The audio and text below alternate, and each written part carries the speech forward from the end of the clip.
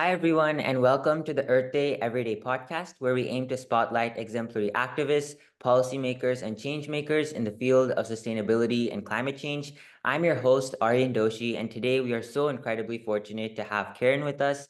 Karen is an intern at the NASA Langley Research Center, member of the Library of Congress, communications fellow at the Open Environmental Data Project, and is currently attending Harvard University. Karen, it is absolutely wonderful to have you with us today.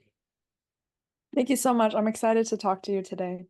Awesome. So yeah, I guess to start off, maybe can you tell the audience a little bit more about your story, your background, and how you sort of came into the field of environmental science and sustainability?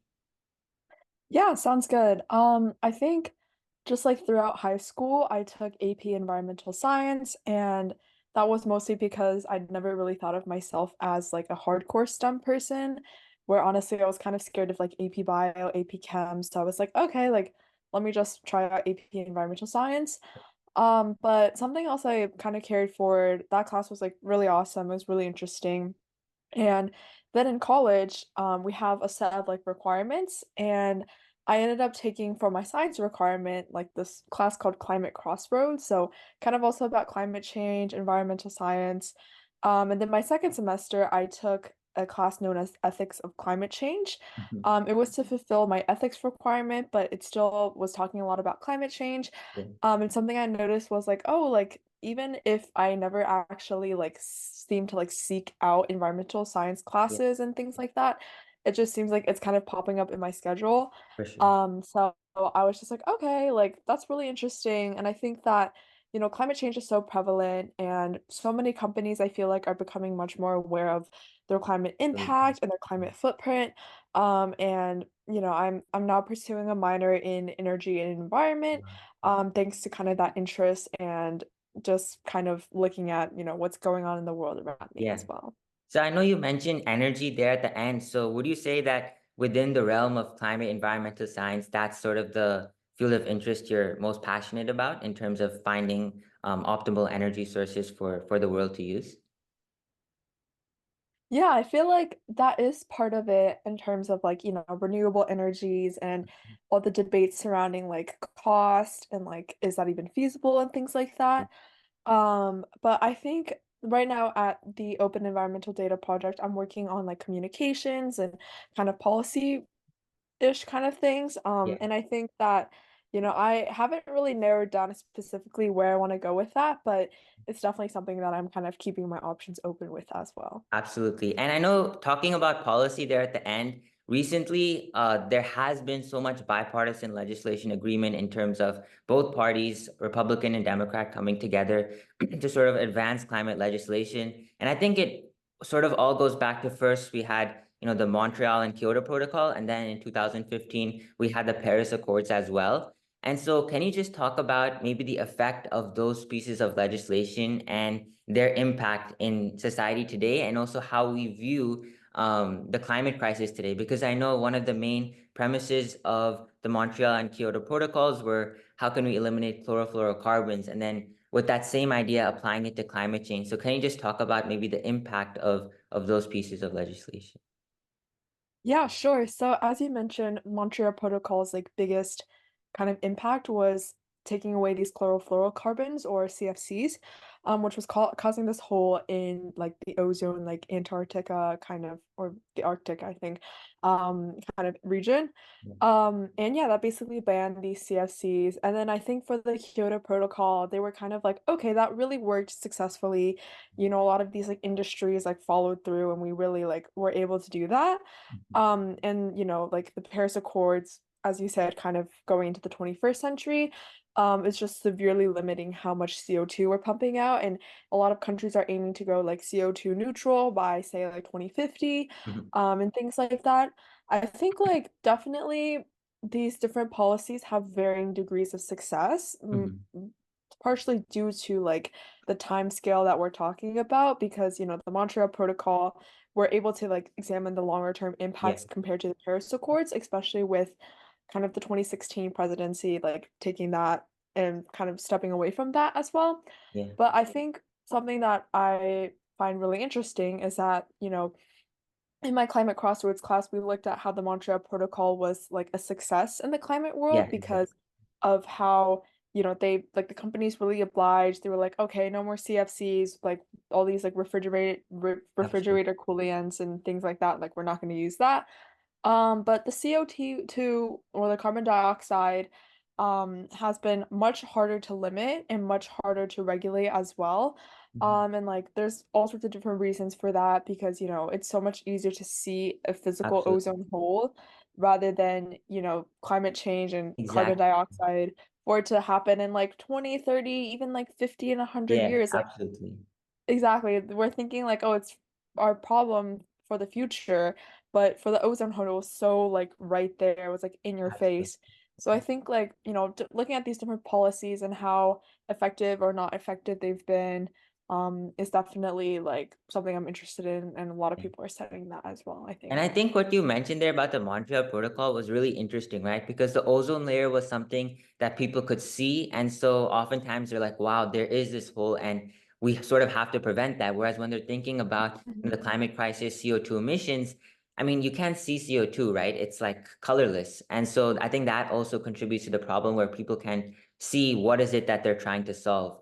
And you were also talking about this idea of net zero, right? And so many countries have Mhm. committed to being net zero 2050, 2060. But many times, especially in the global north, where approximately we have over 90% of the emissions, many of these countries are far from achieving that goal. And so even if they do achieve that goal, net zero, yes, we will have a carbon neutral world, but because at the rate that we have been emitting, there will still be so much CO2 in the atmosphere, right? And so do you think that'll be a problem? Like, say in the best case scenario, we are able to achieve net zero, but what about the harm that we've done to our planet for like these Mhm. last 50, 60 years? Like, how do we tackle that?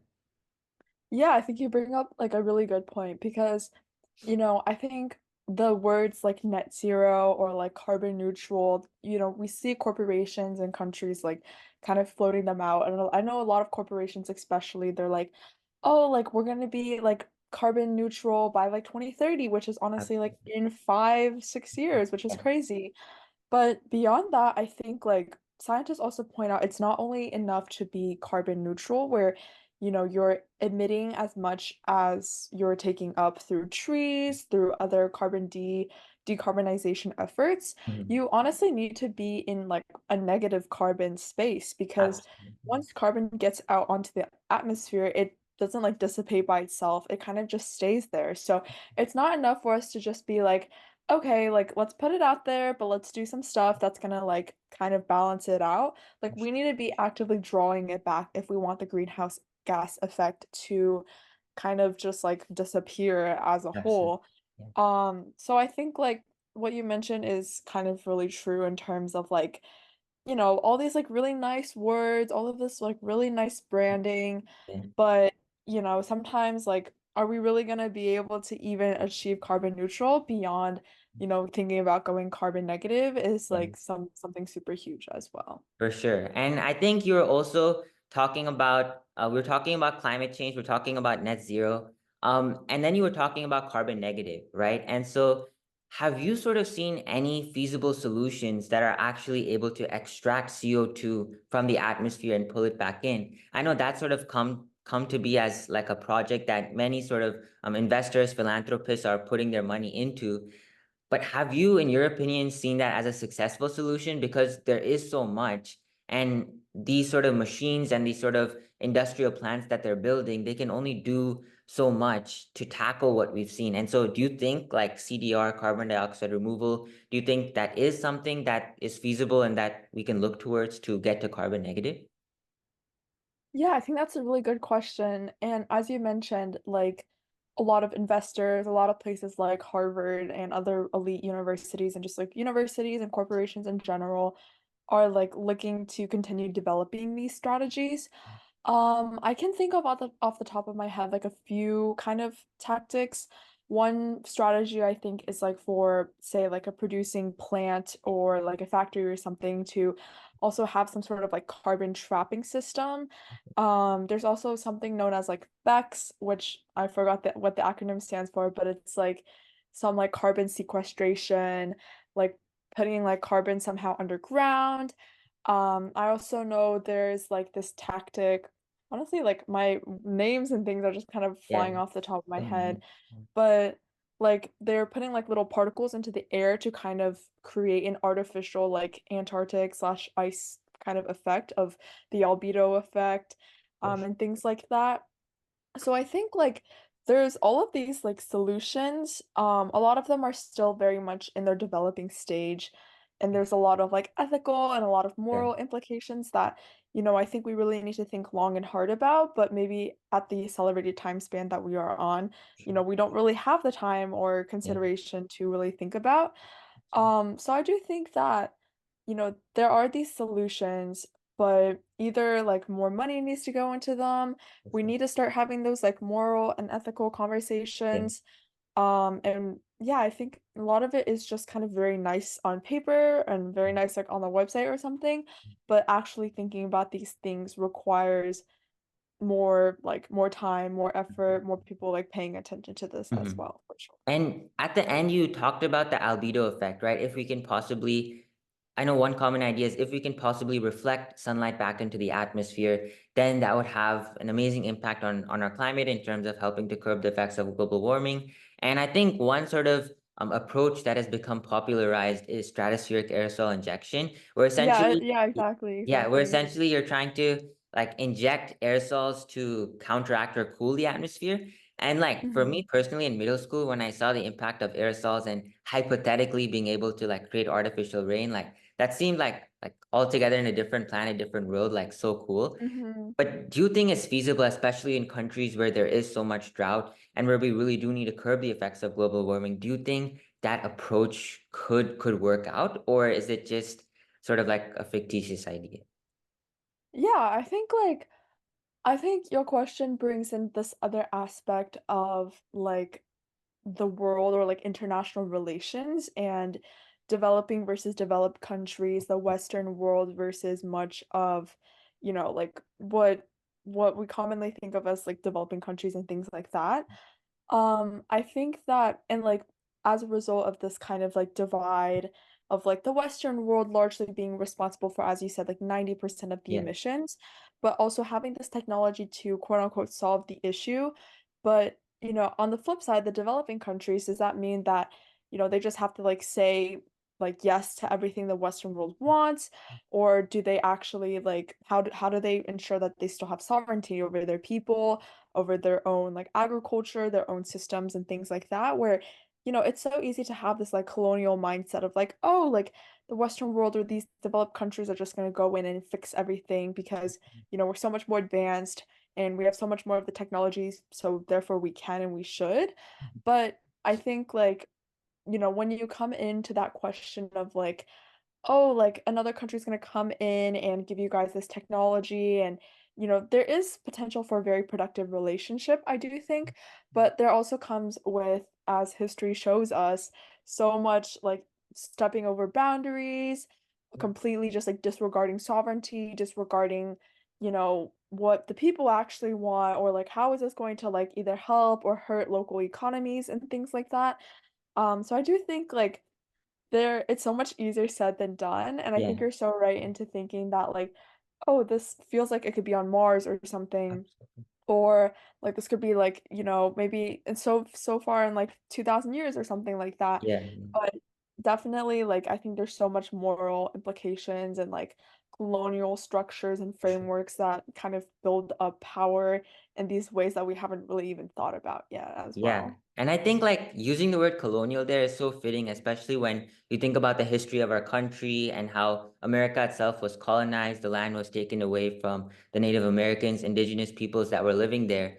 And oftentimes those groups of people have been relegated to the periphery of society just because they have been thrown off their lands, right? And Mhm. oftentimes when people think about climate change, they don't associate that problem with those people who are forced to really face the brunt of global warming that we're seeing today. Mhm. And so how do we, I know this is sort of a difficult or like odd question, but like how do we sort of frame this problem as helping the people of today and right now, like helping those people? Because today when people think about global warming, they're like, maybe like I'm in California, they're like, oh, we have the California sun, like we're able to go outside, enjoy and breathe the fresh air. And so that's why these groups, sometimes some of the media, they don't view it as a main issue. But how do we Mhm. sort of alter that narrative and really put the spotlight on there are people like those farmers who aren't able to produce crops and who just aren't able to have the opportunity that they like? How do we frame the issue and the problem like that? Yeah, I think like something to note is like this group of people kind of has this like twofold. It's that they oftentimes, as you mentioned, like the indigenous people, like when, America was first like kind of taken over by British and like European settlers and things like that, they're often the people who have the most knowledge, the most respect for the land and like how to correctly like farm on it, how to, ensure that they're using resources in a sustainable manner. But at the same time, they have that knowledge and they're getting pushed out. So as a result, that group of people is also oftentimes the most persecuted or the most affected by climate change. I think like something going back to that question about like artificial rain and stratospheric aerosol injections, I think like the people who are most affected by climate change are the people who have contributed the least to it or are at the most disadvantaged position to kind of solve the issue. And like on the flip side, it's the people who are the most privileged who are oftentimes living in America who are, causing like the 9 tons of CO2 emissions a year, compared to like zero point 0.5 in, say, another region of the world. So I think like that's definitely something to acknowledge, but I think just like in general, like I know a lot of initiatives, a lot of NGOs are looking to kind of branch these kind of two different perspectives and bring in those communities, bring in those conversations. My work here at the Open Environmental Data Project, I see a lot of the fellows and I see a lot of my coworkers constantly kind of being in conversation with, say, Native American groups and being in conversation with a lot of these people who are systemically or have historically been overlooked. And I think that prioritizing these conversations, prioritizing these audiences and these groups is super, super important. And, kind of becoming just more aware of that is also something that I'm looking forward to do as well. For sure. That's awesome. And I think going back to, I think, a prior sort of conversation we had or prior sort of question is you had talked about like the relationship, right, between underdeveloping and or between developing and developed countries. And I recently saw one example in the news where it was sort of like simple, but in one country they had essentially used like bottles and they had found a way to create photovoltaic cells so that when sunlight is coming through, then during the nighttime when those areas don't have access to light bulbs, those sort of bottles were able to act as filters for light and allow people in those areas to actually have the privilege of having light when they weren't able to do so for before. And I thought that was sort of like a really nice example of how, there is possibility for collaboration, right? But how do we sort of go about that, right? Because the Western world, like you were saying, they contribute so much and they have the opportunity to do so much. And even though many of the developing countries, they aren't the problems to do that, many of the times the solutions that we are creating for the climate problem, they can be used as a benefit in two ways, right? Those plastic bottles, not only do they help with light, they also help to prevent plastic waste and prevent harming our oceans. And so how do we sort of, going back to that sort of response you create, is create that sort of inter-country collaboration between developing and developed countries? Yeah, no, I think what you've said is really true because something else that you mentioned and I've seen in class and things like that is that like, you know, I think your like photo Folix Yes. cells kind of explanation is like a perfect example of that is that like it's kind of a twofold solution of you're both like helping these places get electricity, get access to clean water, etc. But at the same time like you're also perfectly kind of like helping to mitigate the climate change. And I think that yeah, as you said, I think like international relations and international cooperation and things like the UN and things like, the things like NATO and things other things like international kind of organizations, whether they be like formalized things like the UN or much more like world spanning kind of NGOs, I Absolutely. think definitely are kind of at the heart of this work. And I think that, something I wish we would see more is like more of these like worldwide corporations, more of, people that are on Wall Street, people who are in DC and things like that, kind of continue to pay forward to these efforts because, I think like as someone, constantly thinking about like, okay, what do I want to do like after college? A Yeah. lot of my peers are going into corporate like finance and other Yeah. really, really like, top-notch things, which don't get me wrong, is really, really cool. But it's also considering like, okay, like what kind of impact can we have if we were to donate like 2% of this year's revenue towards this cause or something else Absolutely. like that. Yeah. So So I think definitely. that's amazing. I think what you were saying at the end is also like this many ways interdisciplinary nature of environmental science and how we can combine it with social entrepreneurship and give back. Like I know in a lot of companies, what they're doing now is whatever profits they have, maybe like X% is being donated to plant a tree or something like that. So I think what's been going on there is really amazing and creative about how, like you were saying, we can combine so many different fields. One more question I had, I know almost 1:30, but one more question I had is when we're talking about climate refugees, I think that's sort of this idea that has also come to have significantly more attention, where due to global warming, we're seeing many developing people from developing countries being forced to migrate and leave. And the reason for that is many times, yes, opportunity, but also because global warming and the impact it's having on whatever lifestyle they have, whether that be farming or anything else. And so oftentimes these climate refugees, they don't really have homes or places to go to after displacement. And so I guess two questions here. One is, do you anticipate a way for us to completely prevent, I know that's hard, but a solution to prevent migration in the first place? And two is, what can we do to sort of receive or provide hospitality to these climate refugees, especially as the problem continues to grow today? Yeah, no, that's a really good question. I think like for the first part of your question, I think like definitely focusing on more, say, like place-based solutions will be really helpful.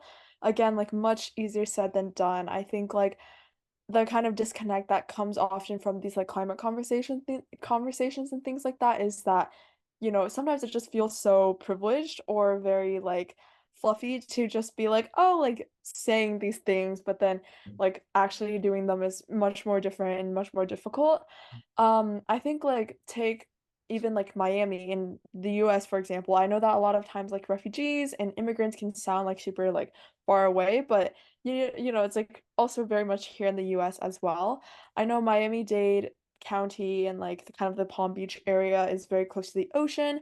And as you know, like ocean tides are rising, the sea level is rising. So a lot of houses are either going to be, flooded, or a solution I've seen is people build their houses kind of on these ladders or on these like higher, Wow, yeah, higher like surfaces, which is pretty yeah, cool. Um, so I think like it's easy again for me to be like, oh, place-based solutions. But that kind of ties in towards the second part of your question of like how can our attitudes or cultural awareness towards these refugees and immigrants kind of, not take on any negative turns, or, how can we help them? And I think that really comes with again prioritizing those like international relations, but also on like a more local level of just yeah. being treating these people like humans and treating them as like people, who would otherwise like immigrate to another country for better opportunities or because they want to study here or education or things like that. I think like definitely these kind of conversations have a very big scale and like corporation international relations kind of angle, but also a personal level as well. So being sure to kind of balance these two things is something that, a lot of people are looking to work on as well. Awesome. Okay, so there's two last questions here. I guess one is, I think a lot of the times, I think you were talking about this earlier, is people view the climate change as a problem for tomorrow, and like a lot of younger generations feel, the onus is on them to sort of tackle the issue. But I think there are a lot of organizations where we see collaboration with youth and older people. And so how can we sort of foster this environment of intergenerational collaboration and really create this community and movement when we're talking about climate change? Yeah, that's a good question. I think like, definitely first of all, like having conversations and like I remember just like growing up and seeing Greta Thunberg's Fridays for the Future movement. That was honestly like super inspiring. And I think just coming together and being able to use like, we're the first generation with like social media, with like TikTok, with like honestly these things that a lot of people are like, "Oh, I spend so much time on it." But, I think we can really use these channels as a force for good and to, not only have posts and like, discussions online, but to carry those discussions in person, creating clubs, creating donation efforts. I think like those kind of channels and those kind of avenues, those are like a very personal level scale and can be super helpful as well. Absolutely. Okay, so I think the whole conversation was absolutely amazing and insightful for everyone, for our listeners as well. One last question is, what sort of advice would you give to aspiring environmentalists, and how can they get to a position like you have done and made such a big impact in terms of allowing people or educating people about these different forms of energy? Oftentimes, people view climate change and they're like, what can I as one person do? And so what advice do you have to those people who want to get to a position like where you have gotten? Like, what can they do, and how can they start off in the first place? Yeah, I think like what kind of got me started is again taking classes and just being more interested in educating myself. I think like obviously I'm no means perfect. Like I forgot like 10 acronyms today, so you Yeah, can see how good that is. But I think just becoming more aware of like say like the artificial rain you were mentioning and all of these different technologies, all of these different like things that are just happening around the world. I think that, I personally have always really valued education and there's always such like a capacity to learn more, to grow through yeah. more. So I think like my biggest thing is just like read the news, stay up to date to things. And yeah, that's my biggest piece of advice. Awesome. Thank you so much, Karen, for joining the podcast. Absolutely amazing conversation. Able to learn so much. I think not only when we're talking about climate change as a culture, but also the geoengineering techniques and how we can really spread about that knowledge and create a movement and unite people together on this journey. I think climate change is also a problem that can unite, and I think that's also a unique part of it. So thank you so much. And yeah, thank you so much to our viewers for listening. And I'll see you all on the next episode of Earth Day Every Day. Thank you so much, everyone.